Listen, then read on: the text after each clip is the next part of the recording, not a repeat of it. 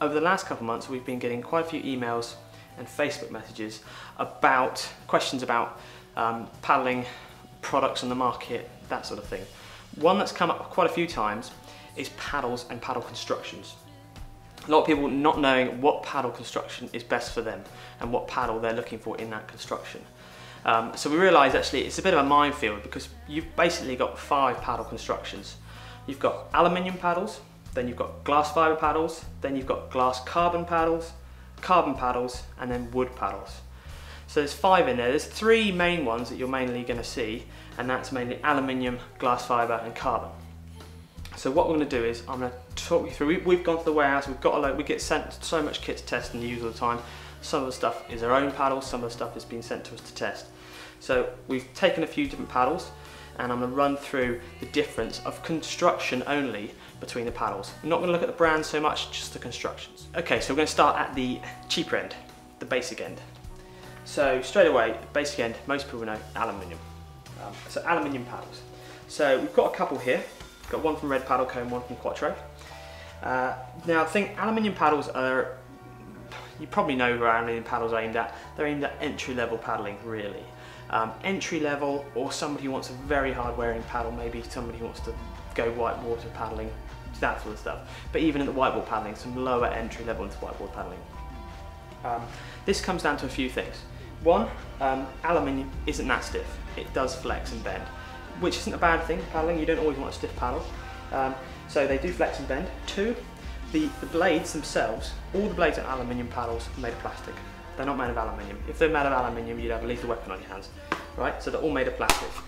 Now, the thing when you make a plastic blade is you have to put in certain strips, strengthening strips, either down the middle, down the sides. So this Quattro one here is down the middle, and this red one is down the middle and the sides. And now what that does is it means you can't have a really thin blade. So, and generally, the thinner the blade, the better the foil, the better the paddle is going to feel in the water. So, plastic paddle is going to always have a thicker reinforcing strip, which basically means the paddle's not going to feel so smooth in the water, which means it's not going to be so nice to paddle with. The combinations they will come in, they come in 2-piece, 3-piece, adjustable. You don't see that many fixed ones. There is a few fixed ones out there. The reason you don't see that many fixed ones out there because generally you're getting this paddle to get into paddleboarding and you don't know what height you want this paddle at. So it's quite important if you're getting into paddleboarding and you want to get an aluminium paddle, get one that's adjustable. So they're aimed at entry level. What sort of price point are they? They're about 25 to about 75 pounds. And the weight of aluminium paddles, they're about 1,000 to 2,000 grams.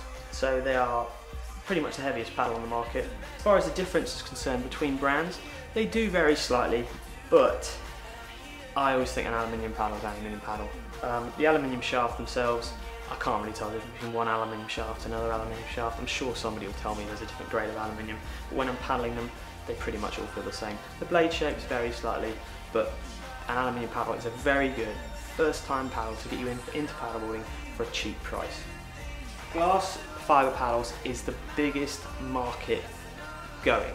Glass fibre is just a universal, really good source of material to make out of a semi-lightweight, semi-stiff paddle at a good price.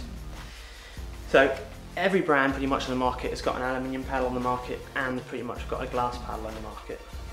So they all vary slightly. The good thing about glass, straight over aluminium, obviously you've got the weight, but they're not that much lighter, they're a little bit lighter. It's really to do with the blade construction and the shape of the blade. Because these are made of glass, they're a laminate up, or they've got a PVC core, or they're air core.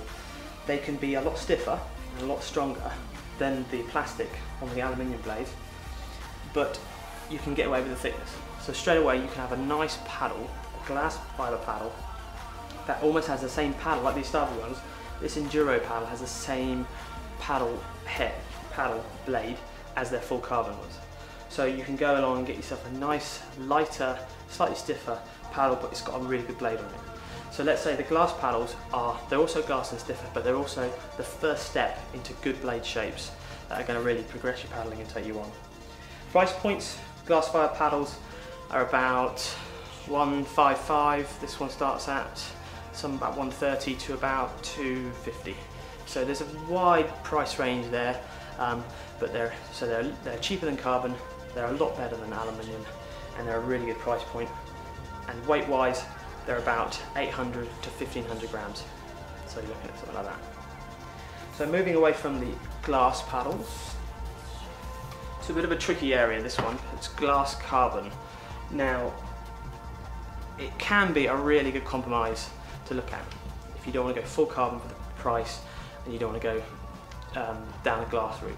So glass carbon, all glass carbon is, it's a mixture of two. Some companies like these JP ones say they're 60%, some make 30% carbon, 70% glass, it all varies. It really just comes down to having a lighter paddle. A 60% carbon, 40% glass paddle is going to be lighter than a full glass paddle and stiffer. The price point varies as well from that. You're going to pay a fair bit more actually than a glass paddle generally to put carbon in. Again, the blade shapes, you're getting much better blade shape with a glass carbon paddle. A lot more engineering, a lot more R&D's gone into these paddles, because the further up in the sort of price point you go, you're going to find you're going to get a lot more R&D even into the paddle blades and the shafts. So the more you pay, the more you get. This one's a 3-piece version, as you can get carbon and carbon glass and glass paddles in both 3-piece, 2-piece, adjustable and 1-piece. So a better paddle to be looking yourself to move into, away from the glass and move into the carbon range, but you're not coming in to go the full carbon route. A glass carbon can be another really good one to look at. So now, before we go on to the full carbon, I'm going to go into wood. So the reason is because I'm sort of doing it in performance. So full carbon, super stiff, super light, and then you've got wood thrown in for a good measure to confuse you. Now, a wood paddle is a thing of beauty. It's not, I would say, 90% of the paddlers out there are going to want to use wood paddles. If you're going to want to just have a paddle to pick up and go every time, not really worry about looking after it, muck about on the beach, do a bit of surfing, do everything, don't go for wood. If you want a paddle to get up, get out in the early mornings, explore a beautiful quiet river, watching the birds cruising along, there is nothing better than having a nice wooden paddle in your hand. Performance wise, there is a big difference in wood paddles. You can get really nice wood paddles like this one here, which is handmade by Natural Paddle Co. And this is actually my paddle, so I've actually had this one made for me. I've used a few other brands of paddles. To be honest, some of them are more like clubs than paddles, and that's usually to do with the blade thickness. So it's really a personal thing with paddles.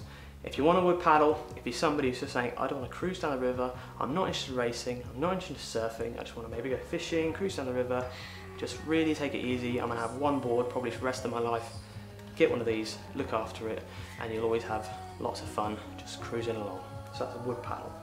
But there is a lot of big difference in wood paddles, so check them out before you buy one. Okay, so move on to carbon paddles now. So there's a wide range of carbon paddles out there, as there is other paddles. The one thing you've got to know straight away, just because it says it's carbon paddle doesn't mean it's a good carbon paddle. And there is a big difference between a £200, £150 carbon paddle that you might find on some selling site to a £350, £400 carbon paddle. Doesn't mean that you're going to want to pay £400 for your paddle, but there is a big difference in when you're paddling it. The important thing with carbon is, carbon can be very stiff, very thin, and you can get a lot of shape to the blade without having to have much thickness. So it's a very from a performance side of the blade's point of view, it's very good in that sense. The shafts themselves are obviously much stiffer than any other market, any other construction. That's why for surfing and racing, they're very good at, basically you plant the paddle in the water, it flexes a tiny bit, and as soon as you release the paddle, it's back to straight again, ready to start the stroke. So there's very little flex. And the weight. Okay, like these paddles here, this Black Project paddle and these starboard paddles, a good brand, a good top quality brand sort of paddle will be around the sort of 400, 500 grams. That's half the weight of some glass. So the thing to look out for with carbon paddles is, when you're in the shop and you're buying carbon paddle, always look at the layup. The good thing about carbon is you can see straight in there, you can see what it is, see if there's any blemishes, any bubbles and stuff like that. Always look down the shafts, make sure it's all nice and there's no blemishes in there. no air bubbles. And then also, you want to make sure you get the carbon paddle that right suits you.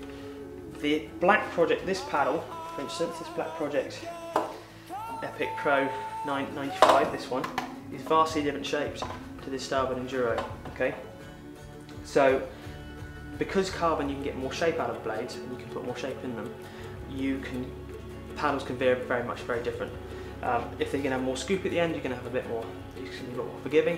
And if it's going to be flatter at the end, it's going to be a lot quicker to paddle through the water, a bit racier.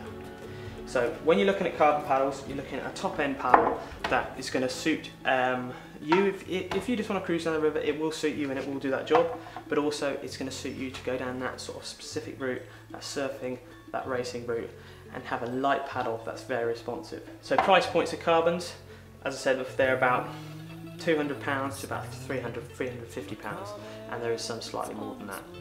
So there you have it. That's a brief overview of the paddle constructions that are available on the market today. There are a few other constructions thrown in there, like wood carbon, wood glass. You might see a bit of that in the brochures, but that's mainly a very thin wood laminate over the top of a carbon or a glass paddle. So aluminium, starting off at the base level, really good at getting you into the sport, nice and cheap, but it's a paddle you're probably going to grow out of relatively soon if you get into the sport. Glass fibre, glass, a very good paddle that you can almost miss the aluminium stage, go straight into glass, a paddle you're going to keep for a long time, probably always have in your quiver.